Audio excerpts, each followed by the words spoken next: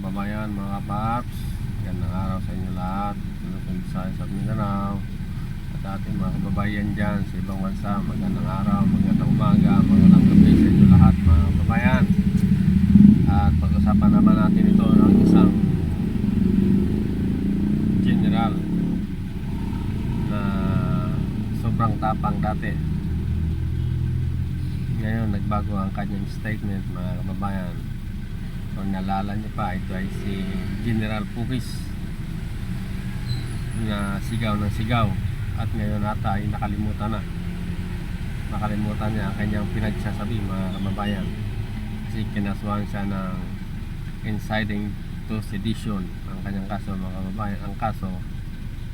Ang problema, nagpiyansya siya, mga kababayan. So mayroon siyang bail, nakalabas siya, mga kababayan. Pero kung ako, mga kababayan, sana itong inciting to sedition dapat ay non-billable na ito, para yung mga taong sumusobra na sa gobyerno, wala na paggalang, wala na pagrespeto, ay non-billable dapat itong ganitong kaso, yung inciting to sedition, mga kababayan. Kaya itong mga didilis na ito, mga kababayan, ay kapag nasusukol sila nahuhuli, ang kanilang sakit ay Alzheimer, makalimutin, mga kababayan. Pakinggan natin muli ang kanyang pinagsasabi, mga kababayan, ni General Pukis, mga kababayan. Yung inciting Pakinggan natin itong kanyang pinagsasabi. sedition is parang Hanapin ko muna, mga kababayan, itong kan. Ito, mga kababayan, pakinggan nyo. Ito. Temple stop!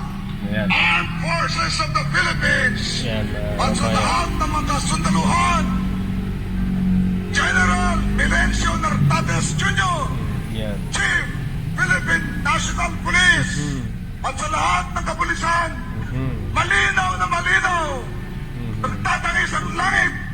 Narinig natin, nakita natin, na ang ating Commander-in-Chief ay hindi karapat-dapat dahil siya ay magnanakaw at siya ay tapat. Kaya ang taong bayan, pakinggan ninyo ang kanyang sinisigaw. Pakinggan ninyo ang mga taong bayan. Ang sinasabi ng taong bayan, kayo ay kampihan ang taong bayan para sa laban na ito. Mag-resign, umalis na ang ating presidente, mag-withdraw ang support ang Armed Forces of the Philippines at National Police sa isang Commander-in-Chief na mga magnanakaw. Can you see? So, narinig nyo, mga kababayan, na ang kanyang pinagsasabi, hindi daw siya naghihikayat sa mga kasundaluhan, hindi siya naghihikayat sa madlang people, mga kababayan, no? Talaga itong mga didilis ay talagang makakalimutin.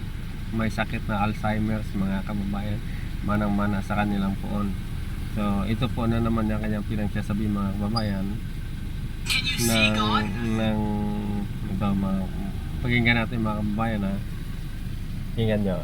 Ayan, Napabagsakin ng gobyerno. Hindi ko namin ginagawa yun sa gobyerno. Kami lamang ay nagpapahayag ng damdamin, matindihot, galit ng mga tao. Tulad nyo yan, tulad natin lahat, tulad ng mga pulis, tulad ng mga sundalo, na nararamdaman natin. Yung inciting sedition is parang nanghihikayat ng sedisyon na pabagsakin ng gobyerno.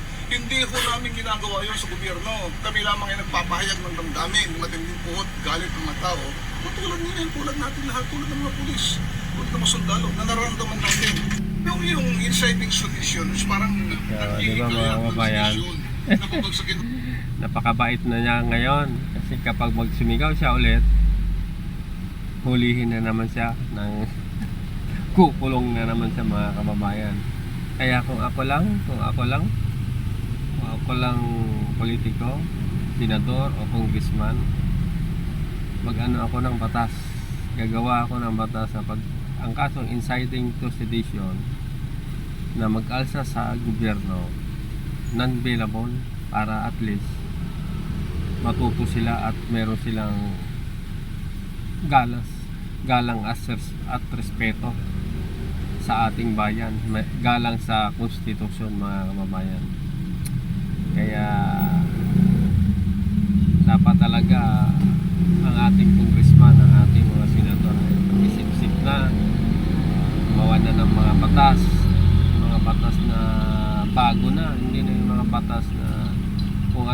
batas na pwedeng i-abolish na, palitan nyo na mga congressman, mga senador.